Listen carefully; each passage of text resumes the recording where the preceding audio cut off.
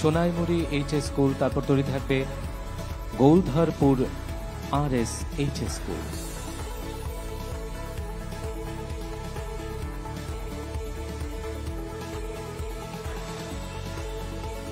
এবারে গৌলধরপুর RS HS school তৈরি থাকবে PM শ্রী কামিনী কুমার সিংহ মেমোরিয়াল এইচএস স্কুল। এবারে এগিয়ে আসবে PM শ্রী কামিনী কুমার সিংহ মেমোরিয়াল এইচএস স্কুল এবং তৈরি থাকবে Shankaracharya Vidyayatan girls class 12 school. এবারে এগিয়ে আসবেন Shankaracharya Vidyayatan girls class 12 school.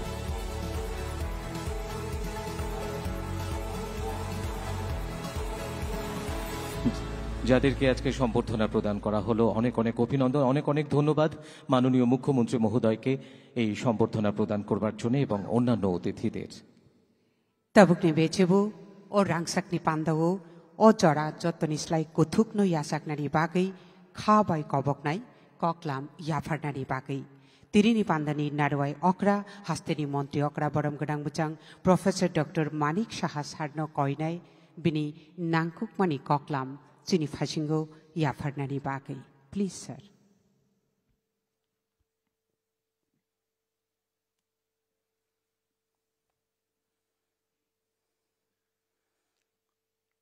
সবাইকে নমস্কার। যত নখলঙ্কা স্কুল এডুকেশন ডিপার্টমেন্টের উদ্যোগে আজকে যে state level commendation ceremony celebration 100% success to facilitate TBSC affiliated government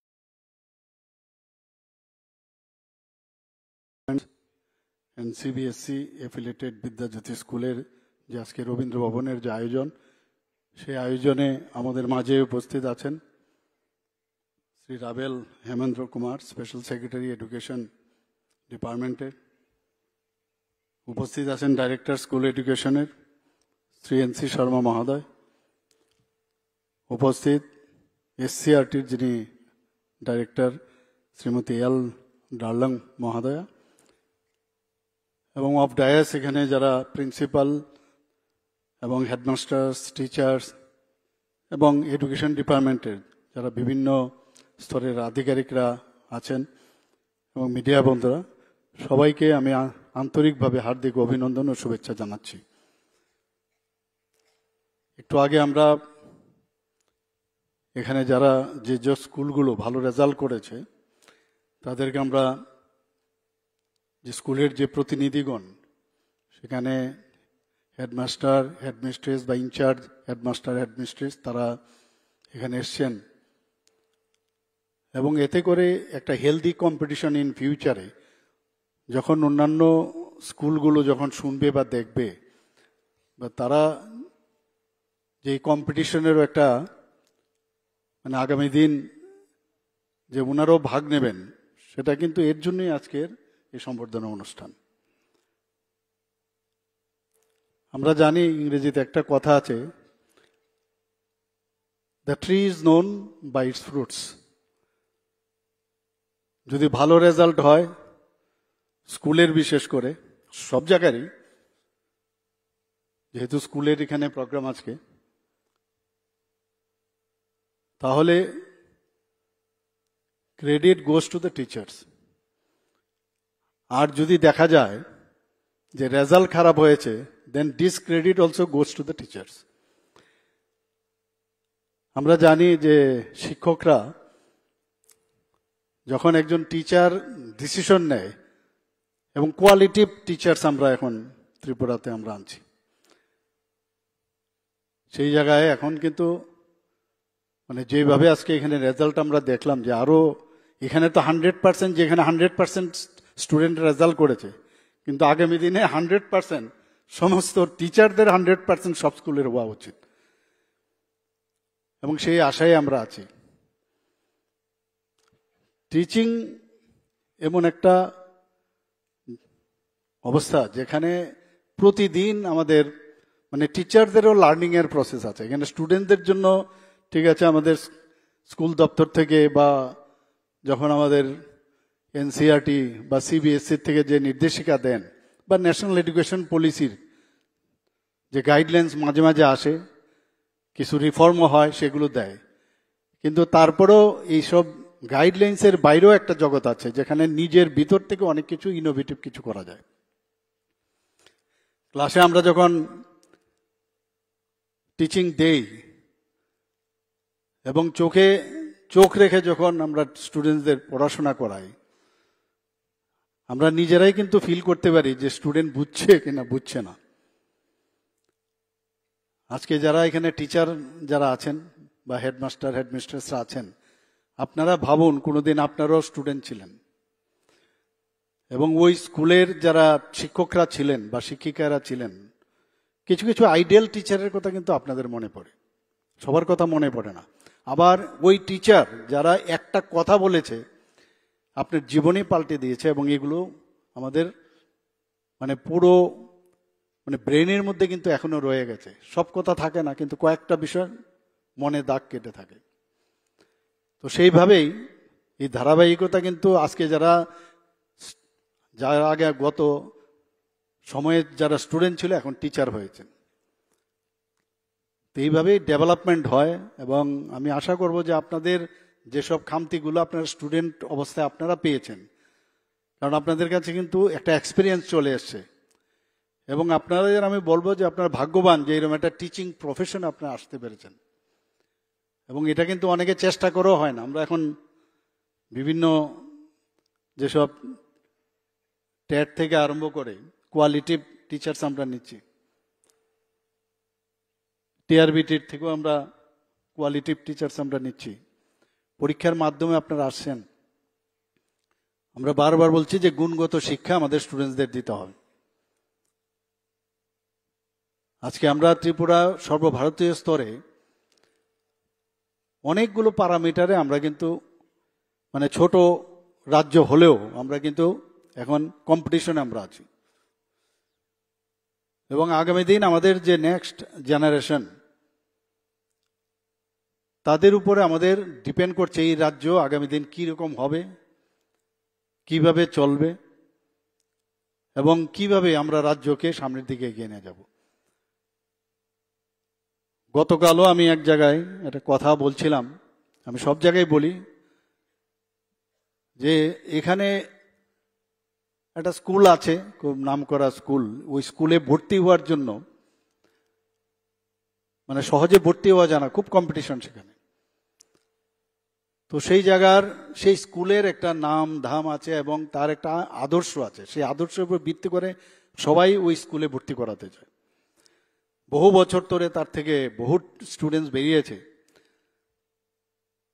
তো ওই স্কুলের যিনি আমি বলবো যিনি পরিচালন ব্যবস্থায় আছেন, বাইরের থেকে উনি এসেছিলেন, ওনার সাথে আমি কথা বলছিলাম যে এইরকম একটা আদর্শ নিয়ে আপনার স্কুলে, খুব নামকরা স্কুল, সেখানে ভর্তি খুব কঠিন। কিন্তু যখন আমরা দেখি ক্রাইসিস, আমরা সমাজে আমরা দেখি ক্রাইসিস পিরিয়ডে এই ধরনের আদর্শবান ছেলেরা আপনাদের স্কুল থেকে পাশ করেছে, তাদের কিন্তু আমরা খুঁজে পাই না।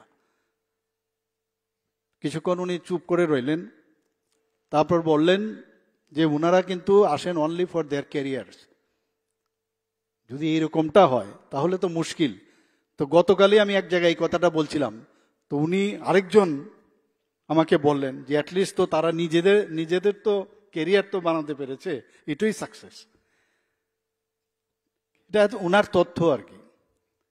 আমরা তো চাই যে সমাজ ব্যবস্থার মধ্যে, কারণ সমাজের পরিবর্তন, রিফর্ম, প্রচুর রিফর্মের দরকার। আজকে এই টিচিং আমরাও যারা আপনারা আছেন বা আমরা আপনাদের আগে আমরাও ছিলাম, তো সেই জায়গায় যেভাবে পড়াশোনা হতো, আজকে টিঙ্কারিং ল্যাবের কথা হচ্ছে, এখানে স্মার্ট ক্লাসের কথা হচ্ছে,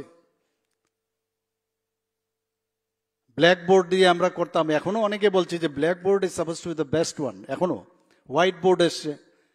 তো রিফর্ম হচ্ছে, বারবার পরীক্ষা নিরীক্ষা হচ্ছে কিভাবে পাঠদান করা হবে, কিন্তু তারপরও টেকনোলজি বেসড এখন এডুকেশন হয়ে গেছে।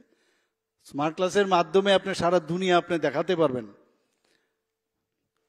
যদি একটা বায়োলজির কোনো স্টুডেন্ট কেউ থাকে, তাকে যদি আমরা 3 ডাইমেনশনাল ওয়েতে আমরা যদি দেখাতে পারি, আগে তো ম্যাক্সিমাম 2 ডাইমেনশনাল আপনি দেখাতে পারবেন, কিন্তু 3 ডাইমেনশনালে তার যে মানে বিভিন্নভাবে যেসব রেসপিরেটরি ট্র্যাক্ট হোক বা নার্ভাস সিস্টেমই হোক, তখন তার মধ্যে কিন্তু আরো বেশি বিষয়টা সম্পর্কে অনেক বেশি জ্ঞান প্রাপ্তি হয়। তো এগুলো তো প্রযুক্তির কারণে, এআই আসছে, এখন এআই এর উপর আপনার পড়াশোনা করতে হবে। এবং এক জায়গায় আমি দেখেছি এআই তো এমন অবস্থা দাঁড়িয়েছে যে আপনি এআই এর মাধ্যমে এমন মনে হবে, সাপোজ হেলথ বিভাগের আমি বলছি যে এক জায়গায় আমি পড়ছিলাম যে as if you are working in a মানে ওটি অপারেশন থিয়েটারে আপনি কাজ করছেন, এরকম অবস্থা দাঁড়াচ্ছে। কাজে আগের মতো পড়াশোনা করলে হবে না, সারা ভারতবর্ষের সারা পৃথিবীর সাথে পাল্লা দিয়ে আমাদেরও কিন্তু টেকনোলজি বেসড হয়ে আমাদের সামনের দিকে আমাদের স্টুডেন্টদের পড়াশোনা করাতে হবে। এখানে আমার পূর্ববর্তী দুজন যারা হেডমাস্টার মহোদয়রা বললেন ওনাদের যে অভিজ্ঞতা, আমার খুবই ভালো লাগলো। যে ইনোভেটিভ আইডিয়া, যে স্টুডেন্টকে দিয়ে শুধু চলবে না, পাশাপাশি গার্জিয়ানদের নিয়েও যদি প্রতিনিয়ত, আগে তো আমাদের সময় তো গার্জিয়ান একবার স্কুলে পাঠিয়ে দিয়েছে সারা গেল, আর তো কোনো গার্জিয়ান টিচারিং এর কোনো সম্পর্কই ছিল না। আস্তে আস্তে বিভিন্ন যেসব স্কুলগুলো আমাদের এখানে শুরু হলো, বিশেষ করে প্রাইভেট স্কুলগুলো কর্পোরেট স্টাইলে, তারা কিন্তু ওই যারা গার্জিয়ান টিচারের একটা মিটিং শুরু হলো। এখন এটা তো একটা প্রয়োগ, এই প্রয়োগে সাকসেস রেট আসছে আপনাদের বক্তব্যেই বোঝা যাচ্ছে, এবং কোন স্টুডেন্ট উইক আছে তার সম্পর্কে আগে ভাগে বলা, এই প্রয়োগে সাকসেস রেট এসছে। আমি তো বারবার বললাম যে the tree is known by its fruits. কাজে এখানে আপনার কিরকম আপনি স্কুলে পড়াচ্ছেন তাতে কিন্তু বোঝা যাচ্ছে। আমাদের আরেকটা বিষয় আমি যেটা সবসময় মনে করি যে স্টুডেন্টসদের এখানে আমার পূর্ববর্তী বক্তা সেক্রেটারি মহোদয় বলেছেন যে টিচিং দেওয়ার পরও ক্লাসের মধ্যে তারপরও তার এবং গার্জিয়ানদের একটা দৌড় প্রতিযোগিতা হয়, কখন তা প্রাইভেট টিউশনে দৌড়বে। এটার একটা বিরাট সমস্যা, মানসিক সমস্যা।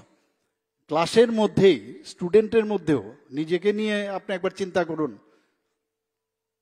অনেকের তো বয়স কম, তারা নিশ্চয়ই দেখেছেন তারাও কিন্তু প্রাইভেট টিউশনে দৌড়েছেন। অর্থাৎ ক্লাসের মধ্যে মনোযোগের যে অবস্থাটা সেটা কম থাকে, মানে ফোকাসড যে হওয়া, টিচার টিচিং দিচ্ছেন, ফোকাস হয় না। স্টুডেন্ট বলছে ঠিক আছে স্যার তো পড়াচ্ছেন, 5টার পরে আবার যখন প্রাইভেট টিউশনিতে যাব বাকিটা শিখে নেব, স্যার যেটা বলবেন ওই, মানে physically he is present in your class but mentally he is somewhere else.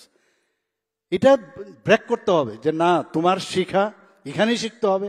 কালকেও একটা প্রাইভেট স্কুলের একজন যিনি পরিচালনায় আছেন আমার কাছে এসেছিলেন, ওনার সাথে আমার কথা হচ্ছিল, বলে আমরা এক্সট্রা ক্লাস নেই যারা উইক স্টুডেন্ট তাদের, এবং আমাদের স্কুলের মধ্যে হতে পারে 1-2% এখনো টিউশনে যায় এবং রেজাল্টও ভালো ওদের। এবং এখানে গভর্নমেন্ট এডেড স্কুল না, কমপ্লিটলি প্রাইভেট। বলছে যে আমাদের এই আলাদাভাবে আমরা ক্লাস নেই। এখন কথা হচ্ছে এখানে দুটো বিষয়, একটা হচ্ছে স্টুডেন্ট, গার্জিয়ান, এদের মত থাকতে হবে, মানসিক এবং শারীরিক সব দিক দিয়ে কিন্তু এই বিষয়ে তাদের ফোকাস থাকতে হবে। আবার টিচার যিনি বিকাল 5টা অবধি পড়ালেন, তারপরে তার মধ্যেও কিন্তু সে টেনাসিটি থাকতে হবে যে আমি যারা এই ধরনের স্টুডেন্ট তাদেরকে আরো বেশি করে কিভাবে তার সমস্যা। এবং এখন টেকনোলজি এত সুন্দর ডেভেলপ করেছে যে যে জিনিসটা আমি বুঝতে পারছি না, এক মহিমায় এক টিপে কিন্তু অনেক কিছু বোঝা যায় আমাদের। এগুলো স্টুডেন্টদের যদি আমরা আরো বেশি, আমি বলছি না এখানে আমরা 100% রেজাল্ট আমরা আজকে এত ভালো রেজাল্ট করছি, এটা আমাদের টিবিএসসি হোক, মাধ্যমিক, উচ্চ মাধ্যমিক বা সিবিএসসির প্যাটার্নে বিদ্যাজ্যোতি হয়েছে 10th এবং 12th-এ, এতে আত্মতুষ্টির কিন্তু অবকাশ নেই।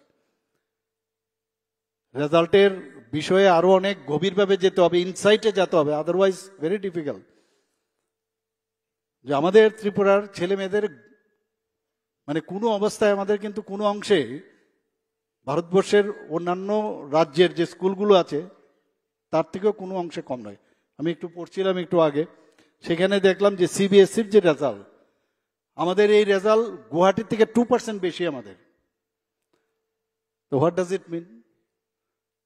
আমাদের থেকে অনেক বড় রাজ্য, এখানে ফেসিলিটিসও বেশি, তারপরেও যদি আমাদের এখানে এত ভালো রেজাল্ট হয়, তাহলে কেন হবে না আমাদের এখানে আরো ভালোর থেকে আরো ভালো হওয়া? এই যে বিষয়টা আমাদের নিশ্চয়ই আমাদের চিন্তা করতে হবে। আমাদের এখানে যেসব আমরা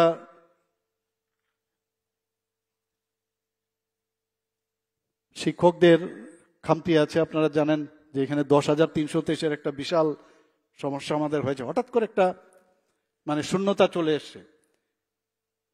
এই শূন্যতা মেকআপ করতে করতে আমাদের সমস্যা হচ্ছে। এর মধ্যে আপনারা দেখলেন প্রায় 1600-র মতো আমরা টিচারের মধ্যে আমরা নিচ্ছি। দেখে মানে আমাদের যে চেষ্টা এবং আমাদের যে মানসিকভাবে আমরা তৈরি, আমরা বুঝতে পারছি আমাদের এই সরকার আসার পর যে কোন জায়গায় খামতি আছেন, প্রায়োরিটি কোন জায়গায়।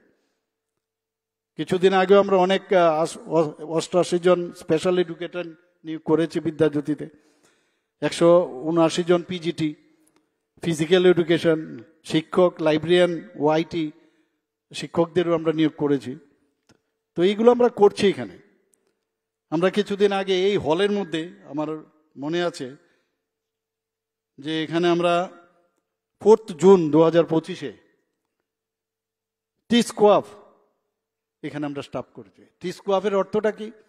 যে এক একটা স্কুলের মধ্যে তার যে গুণগত মান সেটাকে যাতে মনিটর করা যায়, বাড়ানো যায়, তার জন্য এই টি স্কোয়াফের আমরা স্টার্ট করেছি এখানে এই হলের মধ্যেই 4 জুনে।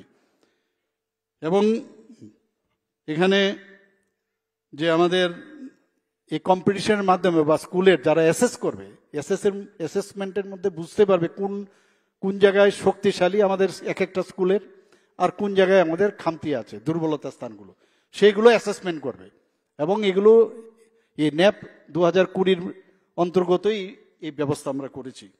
এবং এতে করে আমাদের স্কুলের যে এক একজন লিডার তৈরি হচ্ছে ওখানে, এবং তাতে করে আমাদের স্কুলের যে উৎকর্ষতার মান সেটা আরো বাড়বে আমি আশা করি। আমরা বছর বাঁচাও পরীক্ষা চালু করেছি। এখানে আমার পূর্ববর্তী বক্তারা বলেছেন এটাও কিন্তু একটা কারণ, কারণ তাতে করে পার্সেন্টেজ বাড়ছে। যদি আগে হতো দুটো বিষয়ে যদি কেউ ফেল করতো তাহলে কিন্তু পুরো বছর তার লস হতো। সেখানে আমরা 60 দিনের মধ্যে তার পরীক্ষার ব্যবস্থা আমরা করেছি, এতে করে পার্সেন্টেজও বাড়ছে। এবং ডাটা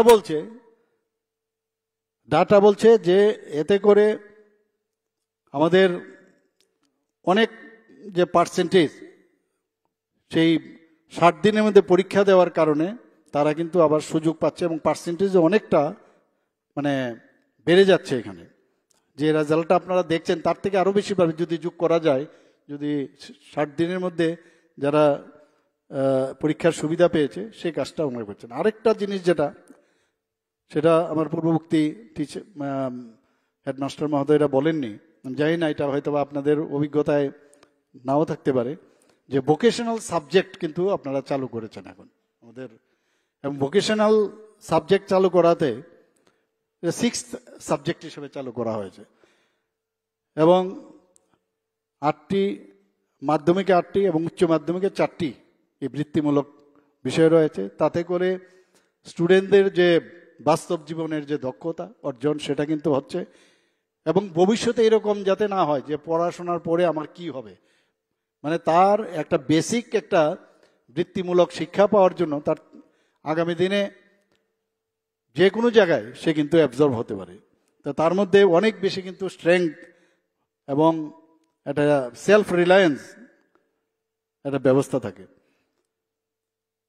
আমরা টি স্কোয়াফের আমার মনে হয় আরো জোরদার, এটার আমি সেক্রেটারি মহোদয়কে বলবো যে টি স্কোয়াফ আমরা তো করলাম, এটা আরো বেশি করে যাতে অ্যাকসেন্টুয়েট করা যায় সেই বিষয়টা আপনারা দেখেন।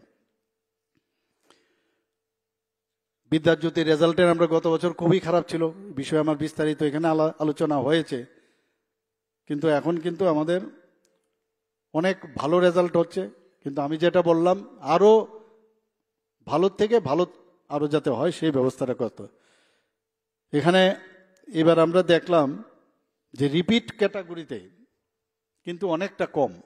মাধ্যমিক পরীক্ষার ক্ষেত্রে মাত্র 0.7%, আর উচ্চতর মাধ্যমিকের ক্ষেত্রে 4%। অর্থাৎ যে দ্বিতীয়বার যখন কম্পার্টমেন্টাল পরীক্ষা দিয়েছেন যে পার্সেন্টেজ 71% বা 85%, তা যদি আমরা কম্পার্টমেন্টাল পরীক্ষার যদি আমরা রেজাল্ট দেখি, সেখানে দিকে 95% কিন্তু রেজাল্ট হয়েছে।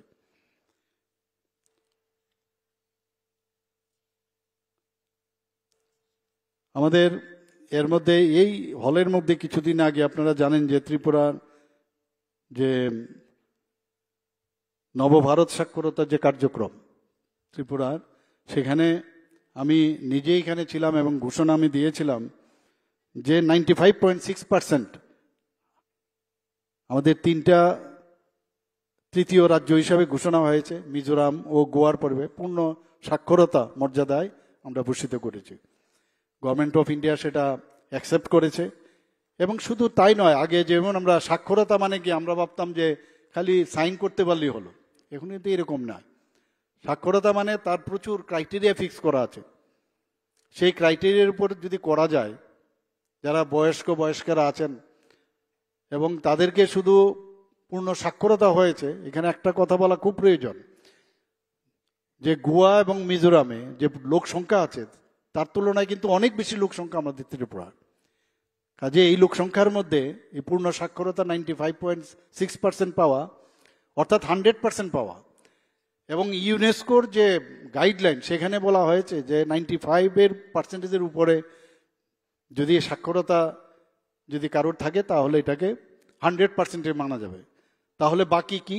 বাকি হচ্ছে কেউ শারীরিকভাবে অসুস্থ, কেউ অলরেডি মারা গেছেন, বা কেউ অবশ্য মানে বেড রিডেন। তো এইরকম কাজে এটাকে ধরে নেওয়া যায়। তো সেই দিকে আজকে কিন্তু ত্রিপুরা একটা বিশেষ স্থানে এখন পৌঁছেছে। এখানে ইনফ্রাস্ট্রাকচার আমরা চেষ্টা করছি যাতে ডেভেলপ হয় ত্রিপুরাতে। বিভিন্ন জায়গায় এখনো যখন স্কুলে টুলে যায়, যে পুরনো স্কুলগুলোর মানে অনেক জায়গায় মানে অবস্থা ভালো না ইনফ্রাস্ট্রাকচারালি, সেই জায়গায় আমরা 2024-25 শিক্ষা দপ্তরে অধীনে 153 কোটি টাকার উপরে আমরা খরচ করে নতুন ভবন আমরা তৈরি করেছি। এবং যেখানে সংস্কার করার দরকার মেনটেনেন্স, সেখানেও প্রায় আমরা 346টি বিদ্যালয়ে পর্যায়ক্রমে সেটা চলবে, সেখানে 80 কোটি উপরে আমরা টাকা খরচ করেছি। 2025-26 যে বাজেট আমরা রেখেছি সেখানেও প্রায় 264 কোটি টাকা, 30টি বিদ্যালয় আমরা সেটাকেও আমরা নতুন ভবন আমরা আরো বানাবো। এবং যেখানে মেনটেনেন্স করতে হবে প্রায় 151 কোটি টাকার মতো 2025-26 অর্থ বছরে আমরা 123টি বিদ্যালয়কে আমরা ইনফ্রাস্ট্রাকচারালি মেজর ও মাইনর সংস্কার আমরা করব। এখানে এনসিইআরটি পাঠ্যক্রম আমরা চালু, ইংরেজি মাধ্যম বিভিন্ন যেটা কথা হয়েছে বিভিন্ন মাধ্যম আমরা বিদ্যালয়ে রূপান্তর করেছি। সুপার 30 প্রকল্প একটা বিরাট প্রকল্প, খুব ভালো প্রকল্প। এবং আপনারা শুনে খুশি হবেন 2024 অর্থ বছরে একজন শিক্ষার্থী এনআইটি পেয়েছে, আইআইটি পেয়েছে একজন, আর 3জন এনআইটি পেয়েছে, 3জন এমবিবিএস পেয়েছে। জনজাতি এলাকায় মাননীয় প্রধানমন্ত্রীজি বারবার জোর দিচ্ছেন যে লাস্ট মাইল অবধি আমাদের সব বেনিফিশিয়ারি যে স্কিম এবং বেনিফিশিয়ারি যে ম্যাটার্স, বিশেষ করে শিক্ষার, সেখানে উন্নয়ন অত্যন্ত দরকার। এবং 21টি একলব্য স্কুল সেখানে করার অলরেডি মানে অর্থ বরাদ্দ করা হয়েছে। 6টি এখন রেসিডেন্সিয়াল স্কুল সেখানে চালু আছে, বাকিগুলো আগামী বছরের মধ্যে সেগুলো কমপ্লিট করার আমরা চেষ্টা করছি। আমরা মুখ্যমন্ত্রী মেধা পুরস্কার চালু করেছি, ট্যালেন্ট সার্চ এক্সামিনেশন, যারা নবম শ্রেণীর যারা ছাত্রীরা আছেন আপনারা সবাই জানেন তাদেরকে বিনামূল্যে আমরা বাইসাইকেল দিচ্ছি। 1,22,000-এর উপরে বাইসাইকেল এখন পর্যন্ত দেওয়া হয়েছে। মুখ্যমন্ত্রী মেধা পুরস্কার যারা আরক্ষা দপ্তরের আছেন, পুলিশ যারা আছেন, তাদেরকে এখানে রাজ্য স্তরে 10ম ও দ্বাদশ শ্রেণীতে 3জনকে আমরা সিলেক্ট করে 11,000, 10,000 এবং 9,000 দেওয়া হয়েছে, এবং ডিস্ট্রিক্ট লেভেলে 2 জনকে সেখানেও আমরা এইভাবে আমরা 2 জনকে আমরা এই অ্যামাউন্ট দিচ্ছি। এখানে প্রি প্রাইমারি ক্লাস শুরু হয়েছে, গুণগত শিক্ষার কথা তো বলা হয়েছে, এবং নিপুণ ত্রিপুরা এটা একটা খুব ভালো, যেটা Nipun national initiative for proficiency in reading with understanding and numeracy. আমাদের বাচ্চাদের মধ্যে আমরা যদি আমাদের নিজেদেরকে দেখি, আমাদের জন্য খুব অসুবিধা হতো এগুলো, এবং সেই দিকে কিন্তু আজকে নজর দেওয়া হয়েছে যে অসুবিধাগুলো আমরা ফেস করেছি তারা যাতে, এবং প্রাথমিক স্তর থেকে 2য় শ্রেণী পর্যন্ত যে ভাষাগত গাণিতিক দক্ষতা যাতে হয় সেই বিষয়ে আমরা এই নিপুণ এখানে প্রকল্প আমরা চালু করেছি। আমরা 2 মাসের যে প্রস্তুতি মডিউল বিদ্যা সেতু 9 সেই আমরা সেটাও চালু করেছি। ডিজিটাল শিক্ষা, যেটা আমি একটু আগে স্মার্ট ক্লাসের কথা বললাম, বন্দে ত্রিপুরা এবং 5টি বিদ্যালয় চ্যানেল এবং স্মার্ট ক্লাস ও টিঙ্কারিং ল্যাব, সেটা যথাক্রমে 854টি স্কুলে এবং 227টি স্কুলে শুরু হয়েছে। বাকি স্কুলগুলোতে আমরা আগামী দিন করব। সহজ পাঠ্যক্রম একটা খুব ইম্পর্টেন্ট, এখানেও সহজ পাঠ্যক্রমের আমরা এখানে ইনোগ্রেশন করেছিলাম। যে হোয়াট ইজ সহজ পাঠ্যক্রম, যে জয়ফুল লার্নিং। বাচ্চাদের মধ্যে আমরা দেখেছি, বাচ্চাদের ছোটবেলার থেকেই যদি তাদের মধ্যে স্ট্রেস টেনশন থাকে, আগামী দিন কিন্তু তাদের যে ধরনের এডুকেশন দরকার, সেই এডুকেশন যদি স্ট্রেসলেস থাকে এবং টেনশন মুক্ত হয়, তাহলে ওর মধ্যে আরো অনেক কিছু কিন্তু আমরা করাতে পারি, তার থেকে অনেক কিছু আমরা বিকশিত করতে পারি আমরা। এবং সেখানে ইমোশনাল যে ওয়েলবিং, সেটাকে কাজে লাগিয়ে একটা বাচ্চা তার ইমোশনাল, সে অনেক চিন্তা ভাবনা করে, সেটাকে কিভাবে বাস্তবায়িত করা হয় সেই কাজটাও আপনারা করছেন। এবং বিভিন্ন চ্যালেঞ্জ সমাজে, ছোট ছোট চ্যালেঞ্জ, তার উপর ভিত্তি করে তার মধ্যে যে সেলফ রিলায়েন্স, তার মধ্যে যে সাহস সঞ্চয়, সেই ব্যবস্থাটা আমরা এই সহজ পাঠ্যক্রমের মধ্যে আমরা করছি। CM7 একটা স্কলারশিপ অ্যাচিভার্স আমরা স্টার্ট করেছি। এতে করে 200 জন যারা মেধাবী শিক্ষার্থী তাদেরকে 60,000 টাকা করে বৃত্তি প্রদান করা হচ্ছে। 2024-25 অর্থবর্ষে আমরা টিচিং লার্নিং ম্যাটেরিয়াল, এখানে এটারও আমরা প্রতি বছরে আমরা সেটা করে থাকি, প্রায় 19 কোটি টাকার মতো তার জন্য বিভিন্ন যে লার্নিং ম্যাটেরিয়ালস আছে তার জন্য আমরা বিদ্যালয় দপ্তর থেকে খরচ করা হয়েছে। আরেকটা হচ্ছে যারা অঙ্গনবাড়ি কেন্দ্রের যারা শিশু আছে, হঠাৎ করে তারা চলে আসবে বা ডাইরেক্টও কেউ যদি আসে, স্কুলের মধ্যে আসলে আমাদের আবার বলছি যে নিজের অভিজ্ঞতা ভেরি ইম্পর্টেন্ট। স্কুলে যখন আমরা প্রাইমারি স্কুলে যাই বা স্কুলে যখন আসিস, KG1 KG2 যাই থাকুক, সেখানে আসার পরে হঠাৎ করে কিন্তু মনে হয় আমি কোথায় আসলাম। তার জন্য যে 9 উইকসে ব্রিজ কোর্স মিশন মুকুল, সেটা শুরু হয়েছে এখানে ত্রিপুরাতে। PM3 প্রকল্প মাননীয় প্রধানমন্ত্রীজির, এটা একটা ড্রিম প্রজেক্ট। সেখানে বিভিন্ন জায়গায় যে ইনফ্রাস্ট্রাকচার ডেভেলপমেন্ট আপগ্রেডেশন বিভিন্ন স্কুলে করছে। আমরা উচ্চশিক্ষা দপ্তরের, আপনারা সবাই জানেন, কিছুদিন আগে মুখ্যমন্ত্রী কন্যা আত্মনির্ভর যোজনায় যারা 12th ক্লাস পাস করেছে 140, সেখানে TBSC এবং CBSC 40 জন, TBSC 100 জন, তাদেরকে বিনামূল্যে আমরা স্কুটি প্রদান করেছি। এবং আমার মনে আছে আমি যখন প্রথম মুখ্যমন্ত্রী দায়িত্বভার নেই, তখন অনেকে আমাকে বলছিলেন ভাইফোঁটার সময়, রাখি পূর্ণিমার সময় ওনারা এসেছিলেন, বলছিলেন যে কিছু একটা ঘোষণা করতে হবে। তো যারা ডিগ্রি কলেজে আছেন তাদের কোনো রকম, যারা ছাত্রীরা যারা আছে তাদেরকে ভর্তি ফি, কলেজ ডেভেলপমেন্ট ফি, বিভিন্ন যে আভ্যন্তরীণ যে ডেভেলপমেন্ট ফি ইত্যাদি সব আমরা মুকুব করে দিয়েছে। এবং এতে করে দেখা যায় গ্রস এনরোলমেন্ট যেটা অনেকটা কিন্তু বেড়ে গেছে মেয়েদের বেলায়, এবং তার রেশিওটা অনেক উপরে। আমরা যারা IAS IPS বা IFS, তাদের যখন দেখা যায় যে লক্ষ্য নামে একটি প্রকল্প আমরা চালু করেছি, যদি প্রথম প্রিলিমিনারি পরীক্ষাতে যদি ওনা সাকসেস হয় তা 5 লাখ করে আমরা ওনাদেরকে দিচ্ছি। যদি দেখা যায় তারা মেইন পরীক্ষায় উত্তীর্ণ হয়েছেন তাদেরকে আরো 20,000 টাকা করে দিয়েছি। এর মধ্যে আমরা প্রায় 10 জনকে এই প্রকল্পে আমরা সহায়তা করতে পেরেছি। 2018-19 শিক্ষাবর্ষে রাজ্যে institute of information technology IIIT এখানে চালু করা হয়েছে।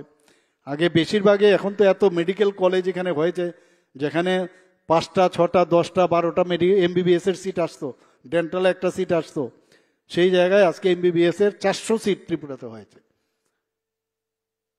ডেন্টালের একটাই ছিল BDS এর, সেখানে 63টা হয়েছে। 50 আমরা শুরু করেছিলাম আসন, সেখানে গভর্নমেন্ট ডেন্টাল কলেজে 63টা হয়েছে।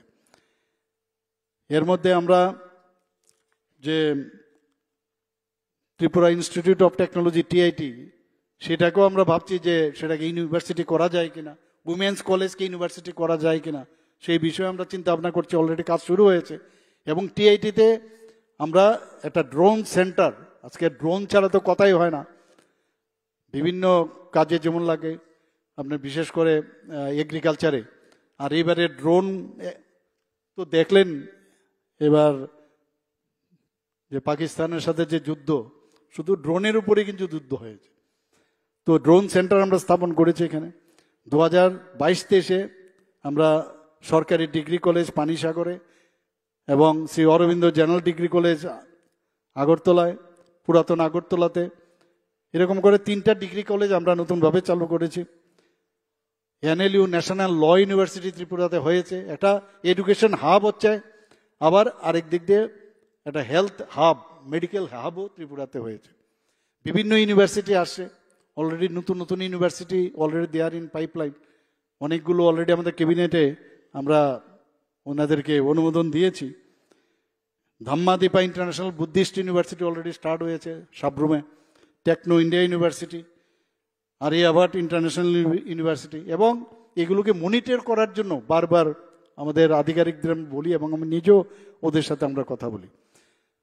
আমাদের যে কথাটা আমি বলছিলাম যে আমাদের ছেলে মেয়েরা পাশ করার পরেই এই যে কোচিংয়ের জন্য যে দৌড়ায়, তো আমি মাননীয় অর্থমন্ত্রীর সাথে যখন কথা বললাম যে কোচিং সেন্টার এবং বেস্ট যাদের টিচিং দেওয়া যায় সেই ব্যবস্থা করার জন্য, তো সেইভাবে আমরা গত 25-26 যে অর্থ বছর বাদ বিধানসভায় আমরা পাশ করেছি যে বিজ্ঞান ও ইংরেজি বিষয়ের উপর কোচিং সেন্টার আমরা চালু করব। এবং সেখানে যে একাদশ ও দ্বাদশ শ্রেণীতে 100 জন করে শিক্ষার্থী কোচিং গ্রহণ করতে পারবে। অলরেডি তার জন্য এখানে প্রায় 3টি কোচিং সেন্টার স্থাপন করা হবে, এবং সেটা আমবাসা, কাকরাবন, করবুকে। না, আমবাসা, কাকরাবন ও করবুকে নতুন ডিগ্রি কলেজ হবে। এবং সদর মহকুমায় এই বিজ্ঞান বিভাগের শিক্ষার্থীর সংখ্যা যেহেতু তুলনামূলক কম, সেখানে 3টি কোচিং স্থাপন হবে। আর সব মহকুমার মধ্যেই এই কোচিং সেন্টার চালু হবে। আমরা কম্পিটিটিভ এক্সামিনেশন সেন্টার বহুত, আপনারা নিশ্চয়ই শুনেছেন যে কিছুদিন আগে একজন মারা গেছেন বাইরে পরীক্ষা দিতে গিয়ে রাস্তায়, যদিও সে মানে পরীক্ষা দেওয়ার জন্য যায়নি, এমনিতে একটা অ্যাক্সিডেন্ট হওয়ার সুবাদে ত্রিপুরা কোঅপারেটিভ ব্যাংকে। তা আমরা ঠিক করলাম যে ত্রিপুরাতে এই সুবিধা আমরা করাবো। তার জন্য আমি যখন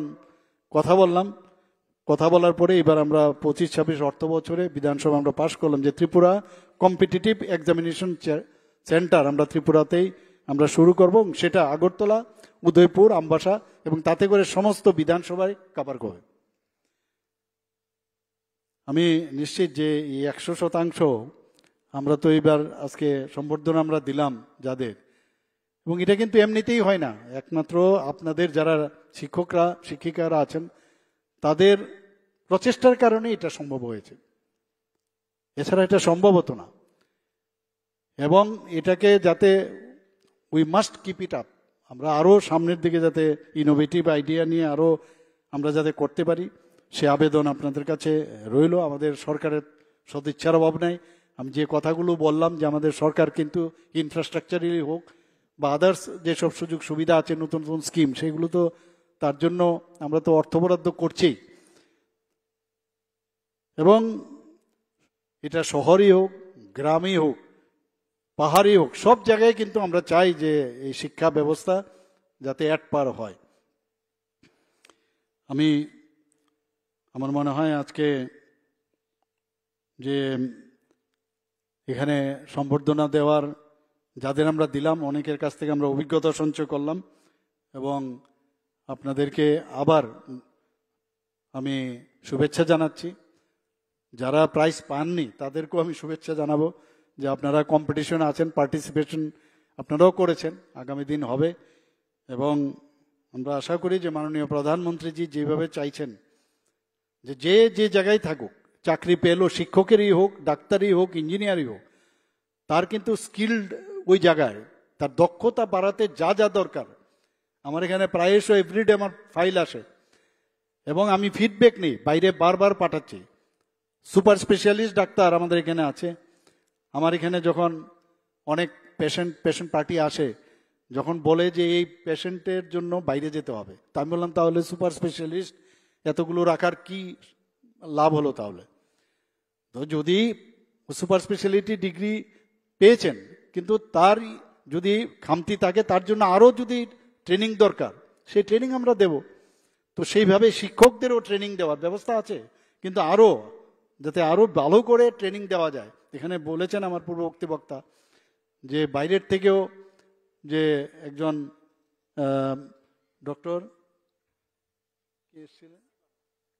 ডক্টর বার্মাজি এখানে এসেছিলেন। তো এরকম আরও যদি দরকার পড়ে আরও অনেক লোককে আমরা আনাবো, এসে যখন স্কিল ডেভেলপমেন্টটা হবে। এবং প্রধানমন্ত্রীজি এই বিষয়টার উপর প্রচণ্ড জোর দিয়েছেন।